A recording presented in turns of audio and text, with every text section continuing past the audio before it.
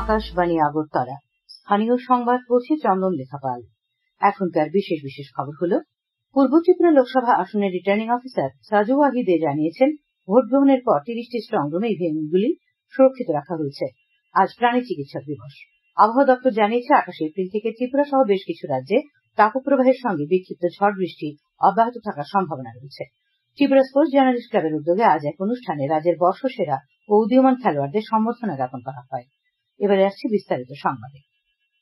পূর্ব ত্রিপুরা লোকসভা আসনের returning officer তথা ধলাই জেলার জেলাশাসক সাজু ওয়াহিদে আজ বিকেলে আমবাসায় এক সাংবাদিক সম্মেলনে জানান, পূর্ব ত্রিপুরা লোকসভা আসনে গতকাল ইভিএম এর মাধ্যমে ভোট পড়েছে ৮০.৩৫%। তিনি জানান, ভোট গ্রহণের পর ১৮টি স্থানে ৩০টি স্ট্রং রুমে ইভিএমগুলি সুরক্ষিত রাখা হয়েছে। আজ সকাল থেকে পূর্ব ত্রিপুরা লোকসভা আসনে স্ক্রুটিনির কাজ শেষ হয়েছে। সেখানে বিভিন্ন রাজনৈতিক দলের প্রতিনিধিরা উপস্থিত ছিলেন। কোন ধরনের অভিযোগ বা পুনরায় ভোট গ্রহণের আবেদন আসেনি বলে তিনি জানান। তিনি আরো জানান, ভোট গণনার দিন বিধানসভা ভিত্তিক গণনা করা হবে। পূর্ব ত্রিপুরা লোকসভা আসনে গতকাল ভোট গ্রহণের পর গোমতী জেলার ২ মহকুমার ৩টি বিধানসভা নির্বাচনী ক্ষেত্রের ১৫৫টি ভোট কেন্দ্রের ইভিএম ও ভিভিপ্যাট ২টি স্ট্রং রুমে সুরক্ষিত রাখা হয়েছে। অম্পিনগর ও অমরপুর বিধানসভা নির্বাচনী ক্ষেত্রের ১০৮টি ভোট কেন্দ্রের ইভিএম এবং ভিভিপ্যাট রাখা হয়েছে অমরপুর দ্বাদশ স্কুলের স্ট্রং রুমে। করবুকে ৪৭টি ভোট কেন্দ্রের ইভিএম ও ভিভিপ্যাট রাখা হয়েছে করবুক মহকুমা শাসকের স্ট্রং রুমে। ২টি স্ট্রং রুমে কঠোর নিরাপত্তা ব্যবস্থা রয়েছে। স্ট্রং রুমে নিরাপত্তার দায়িত্বে রয়েছেন কেন্দ্রীয় আধা সামরিক বাহিনীর জওয়ানরা। গোমতী জেলার জেলা শাসক তরিতকান্তি চাকমা আজ ২টি স্ট্রং রুম পরিদর্শন করেন। তিনি জানান, আধা সামরিক বাহিনীর জওয়ানরা স্ট্রং রুমের চারপাশে কড়া নজরদারি করছেন। গতকাল পূর্ব ত্রিপুরা লোকসভা আসনের ভোট গ্রহণের পর ৫৯ জেলার ইভিএমগুলি এখন কড়া প্রহরায় কৈলাস শহরের রাধাকিশোর ইনস্টিটিউশনের স্ট্রং রুমে মজুত রাখা আছে। ৫৯ জেলার অতিরিক্ত জেলা শাসক অর্ক সাহা জানান, স্ট্রং রুমে রয়েছে ত্রিস্তরীয় নিরাপত্তা ব্যবস্থা। এতে রয়েছেন কেন্দ্রীয় সশস্ত্র বাহিনীর জওয়ানরা। উল্লেখ্য, এই নির্বাচনে ৫৯ জেলায় ভোটদানের শতকরা হার ৮০.৪৯%। জেলার মোট ১,৯৪,৫৬০ জন ভোটারের মধ্যে ভোটাধিকার প্রয়োগ করেছেন ১,৫৫,৮৫৪ জন।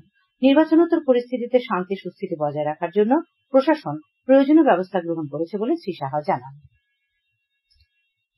উত্তর জেলার পুলিশ সুপার ভানুপদ চক্রবর্তী আজ ধর্মনগরে এক সাংবাদিক সম্মেলনে জানান, এই জেলায় পূর্ব ত্রিপুরা লোকসভা নির্বাচনের ভোট গ্রহণ পর্ব শান্তিপূর্ণভাবে শেষ হয়েছে। তিনি জানান, ভোট গ্রহণ ঘিরে কোথাও কোনো অপ্রীতিকর ঘটনা ঘটেনি। বেশ কয়েকটি ভোট কেন্দ্রে ভোটাররা রাত ১০টা অব্দি লাইনে দাঁড়িয়ে ভোট দিয়েছেন। পুলিশ সুপার শ্রী চক্রবর্তী উত্তর জেলার ভোটারদের প্রথমেই উত্তর ত্রিপুরা জেলার জনগণকে তথা ভোটারদের ধন্যবাদ জ্ঞাপন করেছেন। আজ বিশ্ব প্রাণী চিকিৎসক দিবস। এই উপলক্ষে আজ আগরতলা রবীন্দ্র শতবার্ষিকী ভবনে সেমিনার ও সাংস্কৃতিক অনুষ্ঠানের আয়োজন করা হয়। অনুষ্ঠানের উদ্বোধন করেন প্রাণী সম্পদ বিকাশ দপ্তরের অবসরপ্রাপ্ত অধিকর্তা ড অসীম কুমার ব্যানার্জি। প্রাণী চিকিৎসকরাও যে সমাজের অঙ্গ, তারা প্রাণী ও মানুষের স্বাস্থ্য নিয়ে সচেতন, তার অবদানের কথা মাথায় রেখে দিনটি পালন করা হয় বলে জানান শ্রী ব্যানার্জি। উল্লেখ্য, বিশ্ব প্রাণী চিকিৎসক দিবসের এবছরের বিষয় প্রাণী চিকিৎসাবিদ, যা অপরিহার্য স্বাস্থ্যকর্মী। অনুষ্ঠানে প্রধান অতিথি হিসেবে উপস্থিত ছিলেন দপ্তরের অধিকর্তা ড নীরজ কুমার চঞ্চল, ত্রিপুরা ভেটেরিনারি কাউন্সিলের প্রিন্সিপাল ড চিন্টু দেববর্মা প্রমুখ। ভোটদানে আসা এক মায়ের কাছ থেকে শিশুকে কোলে নিয়ে মানবিকতার নিদর্শন সৃষ্টি করলেন মন্টু বোরা নামে সিআরপিএফ এর ১২৪ নম্বর ব্যাটালিয়নের হেড কনস্টেবল। তার বাড়ি অসমের বরপেটায়। দেশের জওয়ানরা যে শুধু নিরাপত্তার কাজেই নয়, মানবিকতা ও সামাজিকতার কাজেও নিয়োজিত রয়েছেন, সেই পরিচয় দিলেন জওয়ান মন্টু বোরা। গতকাল পূর্ব ত্রিপুরা লোকসভা নির্বাচনে উত্তর জেলার যুবরাজনগর বিধানসভা কেন্দ্রের উপতাখালী পঞ্চায়েত অফিস ভোট কেন্দ্রে একসময় ভোটদানের জন্য লম্বা লাইনে পড়তে হয় মহিলাদের। সে সময় একজন মা তার শিশু সন্তানকে কোলে নিয়ে প্রচন্ড গরমে লম্বা লাইনে দাঁড়িয়ে ভোটদান করতে গিয়ে অসুবিধার সম্মুখীন হন। মায়ের অসুবিধা দেখে এগিয়ে যান হেড কনস্টেবল মন্টু বোরা। তিনি সেই মায়ের কোল থেকে শিশুকে নিজের কাছে নিয়ে রাখেন। স্বাচ্ছন্দ্যে ভোট দেন শিশুটির মা। এক হাতে বন্দুক নিয়ে নিরাপত্তা সামলানোর কাজের পাশাপাশি সামাজিক দায়বদ্ধতার অনন্য নজির গড়লেন সিআরপিএফ এর হেড কনস্টেবল মন্টু বোরা। নির্বাচন কমিশন তার কাজের ভূয়সী প্রশংসা করেছে। সিআরপিএফ এর ১২৪ নম্বর ব্যাটালিয়নের ডিআইজি এবং কমান্ডেন্ট মুকেশ ত্যাগীও তাকে সম্মান জানান। আজ এক অনুষ্ঠানের মধ্য দিয়ে তাকে বিশেষ সম্মান প্রদান করেন উত্তর ত্রিপুরা জেলার পুলিশ সুপার ভানুপদ চক্রবর্তী। খবর প্রচারিত হচ্ছে আকাশবাণীর আগরতলা কেন্দ্র থেকে। ভারতের আবহাওয়া বিভাগ আগামী কয়েকদিনের জন্য ওড়িশা এবং গাঙ্গেয় পশ্চিমবঙ্গে তীব্র তাপপ্রবাহের সতর্কতা জারি করেছে। জানানো হয়েছে, বিহার, ঝাড়খণ্ড, তেলেঙ্গানা, রায়লসীমা, অভ্যন্তরীণ কর্ণাটক, তামিলনাড়ু, পূর্ব উত্তরপ্রদেশ, কেরালা, মাহে, কোঙ্কন, পশ্চিম উত্তরপ্রদেশ, উপকূলীয় অন্ধ্রপ্রদেশ এবং ইয়ানামের ওপর এ মাসের ৩০ তারিখ পর্যন্ত তাপপ্রবাহ থাকবে।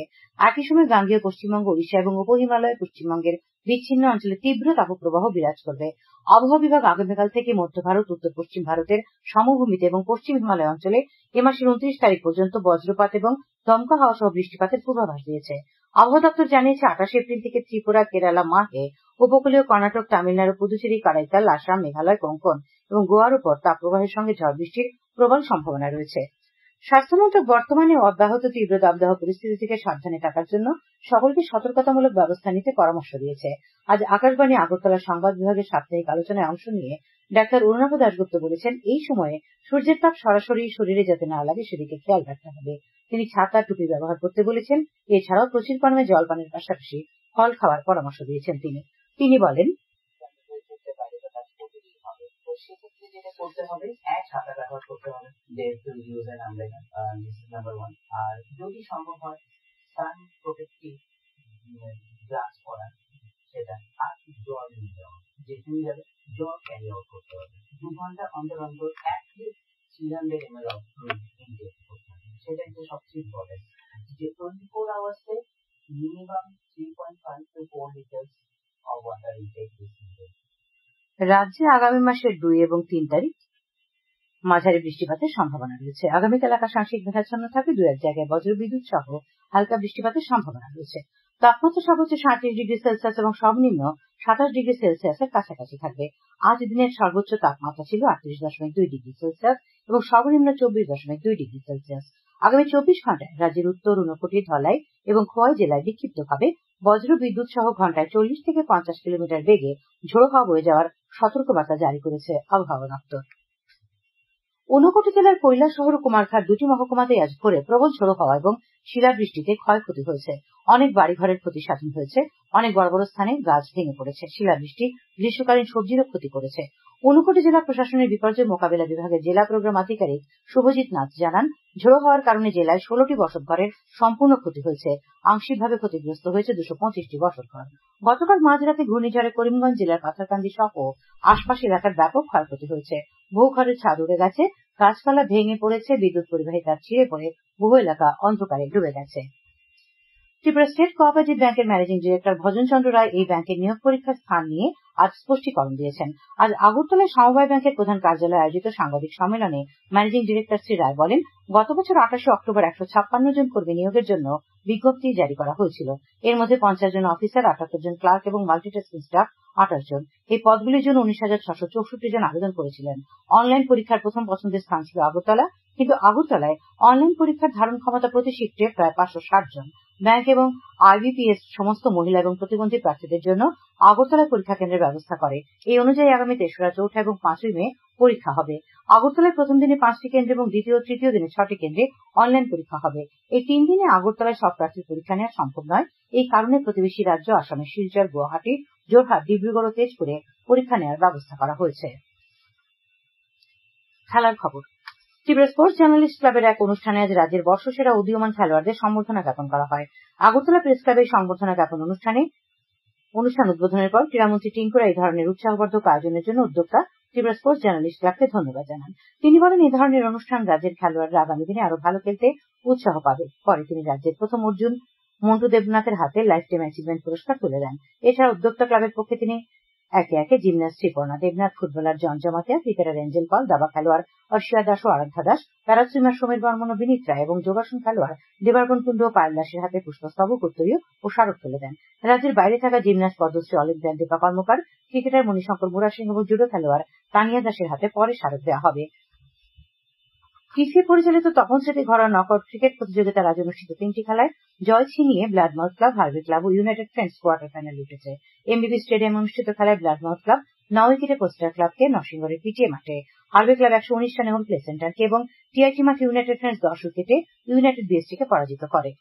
শান্তিবাজার ক্রিকেট অ্যাসোসিয়েশন আয়োজিত মহকুমা সিনিয়র ক্রিকেট টুর্নামেন্ট চ্যালেঞ্জার ট্রফির 7ম ম্যাচে ইয়ারং ওয়েলফেয়ার সোসাইটি 51 রানে ইয়াকথ্রু ক্লাবকে পরাজিত করে। আজ বাইখরা স্কুল মাঠে প্রথমে ব্যাট করতে নেমে ইয়ারং ওয়েলফেয়ার সোসাইটি সব উইকেট হারিয়ে 21 ওভার 2 বলে 139 রান সংগ্রহ করে।